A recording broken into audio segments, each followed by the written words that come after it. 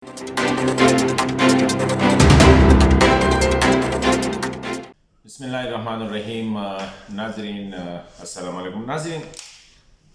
पेशावर का जो सानहा हुआ मेरे ख़्याल में बहुत बड़ा सानहा था, और अगर हम देखें तो ये APS के बाद पेशावर के हवाले से अगर हम कह दें सानहा तो बहुत आए हैं, लेकिन उसके बाद ये एक बहुत बड़ा सानहा था जब पुलिस लाइन के मस्जिद में ख़ुदकुश बमबार ने जो अपने आप को जो एक्सप्लोसिव से उड़ा दिया। उसमें तकरीबन 200 लोग जो है, मतलब 200 एक बहुत बड़ी फिगर है, वो उसमें मुतासिर हुए, 100 से ज़्यादा शहीद हुए, और जो बाकी सब 150 जो है जो ज़ख्मी है उनकी हालत भी ऐसी है कि डेफिनेटली जब इस किस्म की सूरत हाल थी। लेकिन आज मैं देखता हूँ कि उसके बाद हमारी जो सियासी क़यादत का रवैया रहा है उसी हवाले से, ठीक है, प्राइम मिनिस्टर और कैबिनेट के कुछ कुलीग के साथ वो वहाँ पे चले गए और वहाँ पे एपेक्स कमेटी का इजलास भी बुलाया गया। लेकिन अगर हम मजमूई तौर पर देखें तो जिस तरह तवक्को की जा रही थी कि मुल्क की जितनी भी सीनियर सियासी क़यादत है वो न सिर्फ मौके पे जाएंगे, लेकिन और साथ साथ वहाँ पे जो है पुलिस के साथ और जो ज़ख्मी हैं या शुहदा है उनकी जनाज़ों में भी शिरकत करेंगे, क्योंकि ये हमारी तवक्को थी। और इसका मकसद ये था कि दहशतगर्दों को एक पैगाम देना था कि पूरी कौम जो है इस पे न सिर्फ अफसरदा है बल्कि सियासी क़यादत भी इस बात पे मुत्तफ़िक़ है कि इस किस्म के वाक़यात जो है वो कोई जो है इस मुल्क में इसकी इजाज़त नहीं है।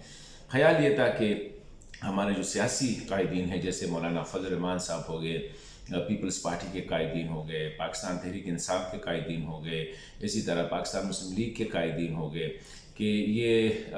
वो नहीं जो हुकूमत का हिस्सा है बल्कि वो भी जो कि हुकूमत से बाहर है, वो पेशावर के लोगों के लिए मेरे ख़्याल में उनकी ज़ख़म को जो है उस पर थोड़ी सी मरहम पट्टी के लिए जो है वो दौरा करेंगे। लेकिन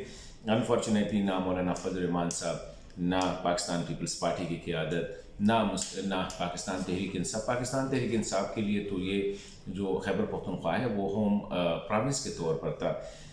इसका मकसद क्या था? इसका मकसद ये होता कि दहशतगर्दों को एक यूनिफाइड जो है एक रिस्पांस जाता है, एक पैगाम पहुंच जाता कि इसी हवाले से ये नहीं है कि सिर्फ हमारे अस्करी इदारे, सिक्योरिटी के इदारे और पुलिस जो है वो फ्रंट लाइन पे है, बल्कि पूरी कौम जो है वो फ्रंट लाइन पे है उनको उनके ख़िलाफ़ लड़ने के लिए। फिर दूसरी जो हमने वो जगहनसाई की वो मेरे ख़्याल में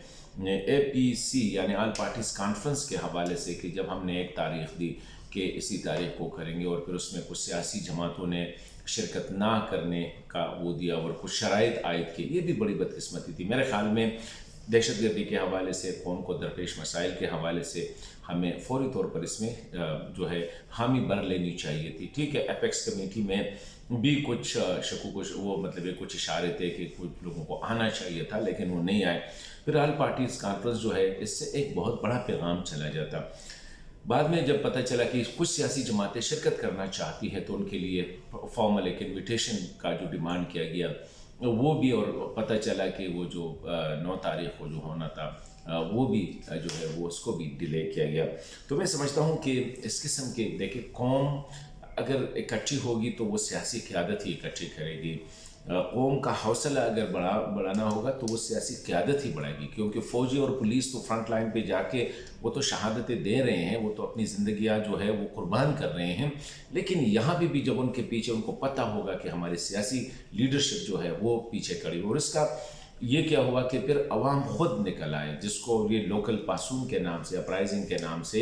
कि लोग खुद खड़े हुए और इनके ख़िलाफ़ जो है दहशतगर्दों को एक पैगाम देने के लिए कि उनके लिए इसी माशरे में कोई स्पेस नहीं है, अस्करियत पसंदी के लिए कोई स्पेस नहीं है। तो मैं समझता हूँ कि अगर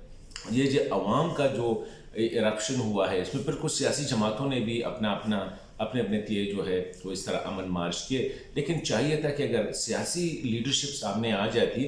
तो फिर लोग जो है उनका एक क्राउड ना होता, वो एक ऑर्गेनाइज्ड अप्रोच होता इसी हवाले से। तो मैं समझता हूँ कि अभी भी मौका है कि हमारी सियासी क़यादत मिल बैठ के پشاور APS کے واقعے کے بعد جو نیشنل ایکشن پلان جس یونٹی کا مظاہرہ کیا گیا تھا اسی یونٹی کا مظاہرہ کرنا چاہیے، اور جو نیشنل ایکشن پلان جس میں ہم سے کچھ کوتاہیاں ہوئی ہے ان کوتاہیوں کا ازالہ کرنا ہوگا کہ کہاں کہاں پہ ہم سے غلطیاں ہوئی، کہاں کہاں پہ ہم نے جو فلگ ان کرنا ہے، کہاں کہاں پہ جو ہے ہم نے اسٹرینتھن کرنا ہے، کوئی کس کس ادارے کو اسٹرینتھن کرنا ہے، انٹیلیجنس کے بارے میں، پولیس کے بارے میں، سیکیورٹی اداروں کے بارے میں، سیاسی جو بیانیہ ہے، مذہبی بیانیہ ہے، ان ساری چیزوں کو ہینڈل کرنے کے لیے نہ یہ کام کسی ایک ادارے کا ہے، نہ کسی ایک سیاسی جماعت کا ہے، یہ قوم کا مشترکہ ایک اپروچ ہونا چاہیے اور ایک متحد ہو کے اس پہ کام کرنا پڑے گا۔